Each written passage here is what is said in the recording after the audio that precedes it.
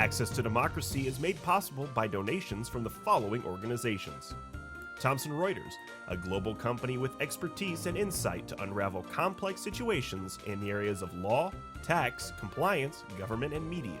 Their worldwide network of journalists and editors keep customers up to speed on relevant global events. Crutchfield Dermatology, a full-service treatment center and medi-spa in Eagan. Their goal is to help you look good and feel great with beautiful skin. With service built around courtesy, dignity, and respect, Mayo-trained Dr. Charles Crutchfield personally treats each patient and is acknowledged as one of the nation's best physicians. Truestone Financial, with locations in Minnesota and Wisconsin, has proudly served its members since 1939. Truestone engages, educates, and supports its members to ensure they have the tools to empower their financial well-being. Truestone Financial, your neighborhood credit union. Learn more at truestone.org. Edina Eye Physicians and Surgeons, a division of Twin Cities Eye Consultants, has proudly served the Twin Cities for more than 55 years now in 7 convenient locations. Using the most advanced technology combined with human touch, Edina Eye offers comprehensive services and dedicated specialists committed to excellence with innovative procedures and expertise for the most advanced eye care.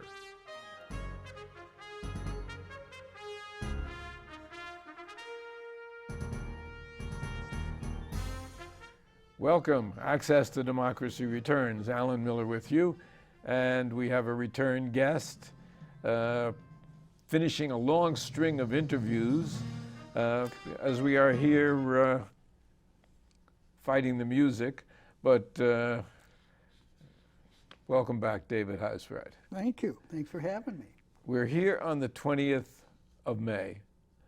On the 24th of May, David's latest novel, Something Wicked, is coming out and will be released. And it's his usual thriller, a little bit different in some respects from some of the others. He's been back, and we're going to talk about it and other things. He comes in periodically to diminish my hopes that I'm a writer, but just trying to make you, be your best self at the typewriter. I think it's too late.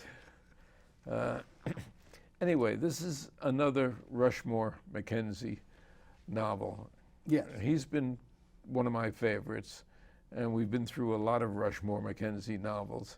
But this is different in one respect, because toward the end of this novel, which I guess we would classify as a thriller, certainly a mystery novel, there are about 6 people. And the way you set it up is like, we think each one of them is guilty of the crime. And I won't go into too much detail. But how did you go about that? How difficult was that? Well, you asked me how difficult it was. I'm not sure I know how to answer that question, because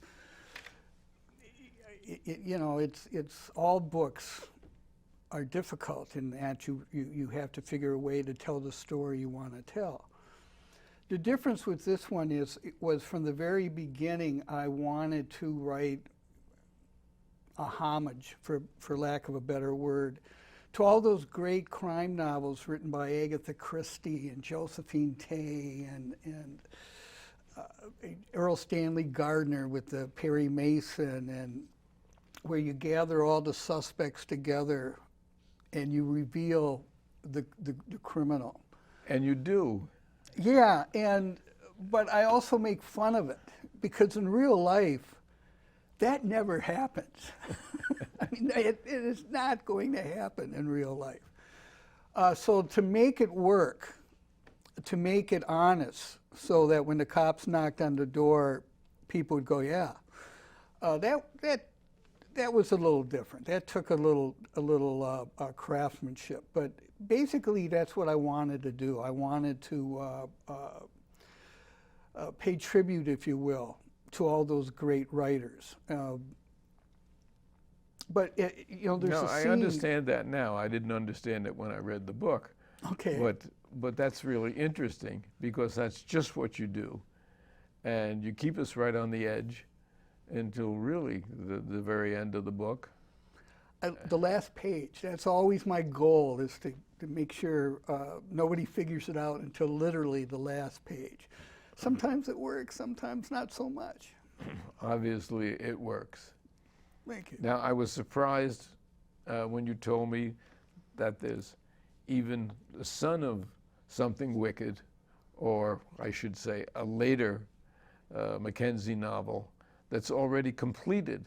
Yeah. And it won't be out until, I don't know when, next year, later this year? Well, this is the way it works. Usually, it take a year, for argument's sake, to write the book. Then you send it to your publisher, and it'll take a year for them to bring it out, to get the cover, to print the book, to edit the book, to do all the things that you need to do, and that's my world. That's the way it works. There are places where it can happen quicker. Certainly a lot of people are doing self-publishing now, where you can literally, bring it out. I would imagine the day after you finish it, if you wanted to. And if you could afford to. Yeah, a lot of money's coming out of your pocket to pay for all of this. But yeah, that's always been the way. And it's always been something that you keep in your mind. For example, this book deals with COVID. So how much of that goes into the book? Because coming out today, it's a little less dicey than it was, say, 6 months ago. I'm not sure reading the papers where they're saying put your masks back on, but Well, yeah. But it was one of the things that I had down to ask you about, because this does have some really current information like COVID that's not included in all your books. They're all contemporary, Yeah. but not necessarily. Well, these aren't transitory. COVID's going to be with us, if only in memory, for a hell of a long time. I think forever, actually. Yeah, and so, you write the book, the book takes place in the world where the characters exist at the time the story takes place. So yes, you have to make references to this. You have to make references to, say, George Floyd, for the simple reason that that isn't something that happened that's going to go away in 6 months and people are going to forget about it. And so it informs the book, it informs the characters and why certain things happen the way they do. And you generally write in a Midwestern vein, Minnesota vein, very much so. Yeah. As you were relating to me, you had one book that took place in Anoka, and, Yeah. and a gentleman wanted to know, why did you pick on us to write about the book? And Well, your my response response was? at the time was, it was your turn. I've written, about an awful lot of places in Minnesota, from Pipestone to Grand Marais to, Winona and Waseca to, Alexandria and Sauk Center and what have you. And it was just their turn. The truth is, I had a friend of mine who was the city attorney in Coon Rapids at the time, and she brought me up there and gave me a tour of the place and showed me the jail and all of this. And I had all this great notes. I had all this information. And when I was, a couple of years later, I'm plotting out a book and I'm asking myself, well, where should it take place? And I go, oh, well, I have all this stuff. I'll put it there. And more often than not, that's one of the things that informs the book, is where have I gone on vacation lately? Where have I been lately? And I'll use it to tell my stories. You can't have them all take place in the Merriam Park neighborhood of St. Paul. No, that's for sure. Come on. But now, you didn't just jump into writing novels. you started out by getting fired as your high school editor of your high school paper. Yeah. And you went from there into advertising? No, I went from there to newspapers. Oh, to newspapers I and then started to working advertising? for the Tribune Sports Department my first year of college, right after I got out of high school. And I worked there for a while, and they merged with the Star, and you know, they were cutting instead of hiring for a while. And I went to Albert Lee. I worked for the Evening Tribune for a couple of years. Then I went to Grand Forks, North Dakota, and I worked for the Herald. And then I eventually drifted into advertising. I worked for several local agencies. I ended up owning my own agency, Gerber Housewright, in St. Paul. You also won a bunch of awards Yeah. for your writing or your advertising. Yeah, I was lucky in that regard. The Clio, which is one of the biggest ones in advertising, got a silver microphone, which is another acknowledgement. Well, you know, it wasn't as big as the Clio. And then while I was working at my ad agency, that's when I thought, look, all my life I wanted to write books. And I made some very poor attempts over the years. I mean, they were awful. Tell me about it. Oh, God. I put the books in, nobody ever actually saw them, and I put them in a briefcase. And I actually found them in my attic about 5 years ago. And I pulled them out and I'm reading them, and I could not believe I wrote this stuff. I couldn't believe anybody wrote this stuff. I mean, it was just drivel. And I had titles like "In Search of Things," "Something Happened." I thought at the time that "Something Happened" was a good title for a book. I mean, are you kidding? And I'm just going, I don't know what happened from then till now, but some kind of metamorphosis, because it was awful. But anyway. Learning from experience. Learning from experience. So when I was working in advertising, I had my own shop. I decided if I'm going to do it, now's the time. And so I wrote my first book, Penance, and it did pretty well, and here I am, 27 books later. 27 books later. And your wife, who is a well-known individual, Renee, certainly... Well, Renee Valois, she is a theater critic. She did a lot of work for the Pioneer Press. In fact, she was one of the few, if only, female theater critics in the greater Twin Cities area.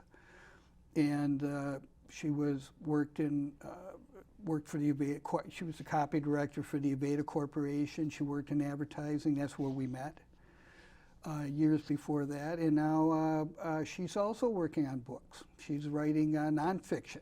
She's working on a book right now about the paranormal. And is she the first person to read one of your books when you have she's the only person who reads my books before I send them off to my publisher. Well, that's interesting. So you're sitting at home thinking about your next book. Where does the idea come from? Was it something that I really want to emulate what some of the great writers have done and then build a plot about it? Or did you have something in mind? Well, normally something will trigger a thought. I mean, this is a process. I'll see something, or I'll hear something, or something will happen that make me go, that could be interesting. In this particular book, my wife's siblings, she and her siblings inherited their family lake home in Wisconsin. So 5 of them own it. And we're getting along pretty well. Everything's working out. We're, finding a way to make this work. But I was just sitting there thinking, boy, that could be a good story. You got 5 different people, and you have different politics and different perspectives, and there's a lot of room for conflict. And then I found out that the Spicer Castle was torn down, which was built in like 1865, 1868, something like that. And I had been there several times, and I thought, Jesus, it's a wonderful place. And I'm starting to think, okay, you know, there's something here, and what's the book about? Okay, we'll think this out. But the idea of the homage and the gathering the suspects, that came along as I'm plotting out the book, as I'm figuring out what I'm going to say and how I'm going to say it. I'll give you a perfect example. I go for long walks every day, and day before yesterday, I went for a walk, and I'm walking down a residential street, and there's a car parked on the intersection. And as I walk by the car, I look, and there is a woman, and she's sound asleep in her car, and her car seat is pulled back, so she's kind of like half laying there. And there's a big box in her back seat. And I keep walking, and I look, and she's got a state of Kansas license plate on her car, a dealer plate, which means she must have just bought the car, all right? I have no idea what her story is. I didn't pound on her window and say, hey, what are you doing here? I just left her alone. But that's the kind of thing I'm talking about. You come across something like that, and you ask yourself, what can I do with that? Well, why is she there? Why is it three a dealer books plate? from now? Is she on the run, or is somebody chasing her? Is she escaping a abusive thing? Is she on a road trip and she just stopped because she was tired and she wanted to get some sleep? It was right off the freeway. You know, there's a lot of things, and you sit there and you go, The wheels are turning. That's how it works, and you just as you point out, this may be 3 years from now, and I'll get an idea, and I'll go, oh, hey, and we'll see where that leads us. Now, do you jot down notes of an event like that? Yes. So that you compile all these notes and ideas that you can then look back on, or? Yeah, I have an envelope in my office at home in which I had written novel ideas, big, huge art envelope, and I just stuff it with stuff. Newspaper articles or little notes that I came across, or like this woman, I'll say, woman in a car, you know, and I'll just throw it there, and as I'm plotting out the books, I'll dump it out, and I'll go through it, and I'll go, geez, why did I keep that? Oh, that's interesting. And, you know, it's just a way of gathering material. And you may not use it, but it may lead to something. I will give you another example. I was in a bar in Deer River, Minnesota. God, it must have been 15 years ago, maybe longer. And a woman who was not intoxicated slipped and fell off of her stool and hit the floor. And everybody rushed to pick her up, and she was fine. And she's embarrassed now because she thinks everybody thinks she's bombed. And I just threw that in my envelope. And then years later, I'm dumping it out, and I look at it, and I go, woman falls off a stool. Well, what if she fell off the back of a truck? Oh, no. What if she was pushed off the back of a truck? What if there's a blizzard going? What if McKenzie is in a car behind the truck, so he stops to avoid hitting her and pulls her off the freeway, and this causes a massive pileup of like 30 cars? And that became the book, Unidentified Woman Number 15. Yeah. And you forget about the woman in the bar. That just leads you down the road. Yeah, that's the trick. You're always thinking about stuff. You're always observing and absorbing what's going on around you, and hopefully it'll lead to something. From the time you get the idea for the concept to you have a product ready to go to your publisher, how much time elapses on an average?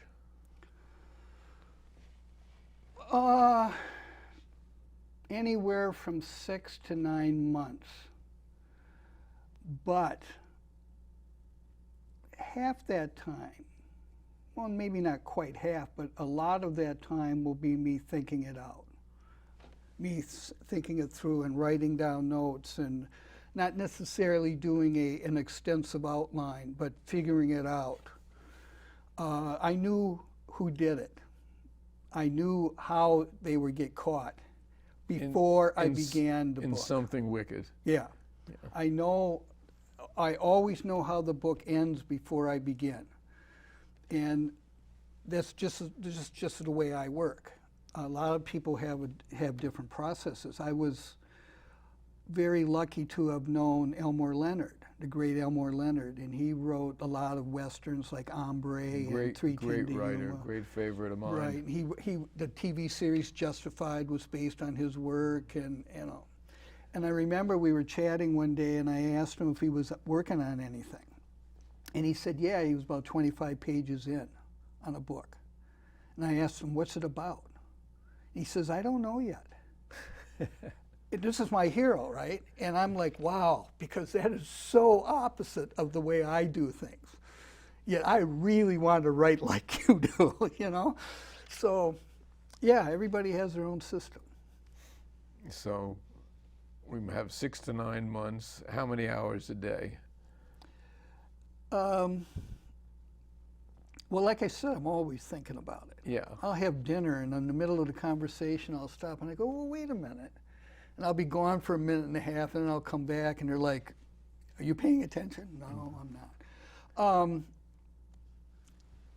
When I first start, I don't have a system where, I know guys they'll get up at 6 in the morning and start writing until 10 or 11 or whatever. I know some people who write 1,000 words a day, or 1,500 or 3,000. I think Stephen King said something like 3,000, which I find extraordinary. That's a lot of words in a Yes, day. it is. And I tend to sit down at the beginning of the book, and I may put in an hour and a half, and then go, whoop, golf doesn't play itself, you know. But as I get into the book, I put more and more hours into it. You know, once I hit about 60,000 words, my books are like over 80. I'm all in. I mean, I'll sit down at 10 in the morning, and all of a sudden it's 8 at night, and I'm going, geez, shouldn't somebody have fed me by now? You know, I mean, I just get really focused. But at the beginning, it's a little more Sort of easing into it. Yeah, yeah. Towards the end, I try to get 5,000 words a week, and sometimes I might even do that. But, you know, it's not a hard and fast demand I put on myself. And well, you also have a family life. Obviously a wife, you have children, you spend time with them. You actually probably take vacations on occasion.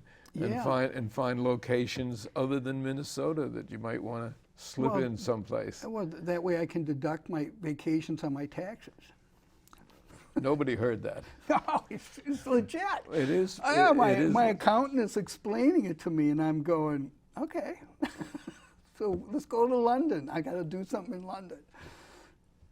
And we do. Now we also have Holland Taylor. Yes. We don't just have Rushmore McKenzie. Holland has not been as popular lately, but there's some interesting Holland Taylor books out there.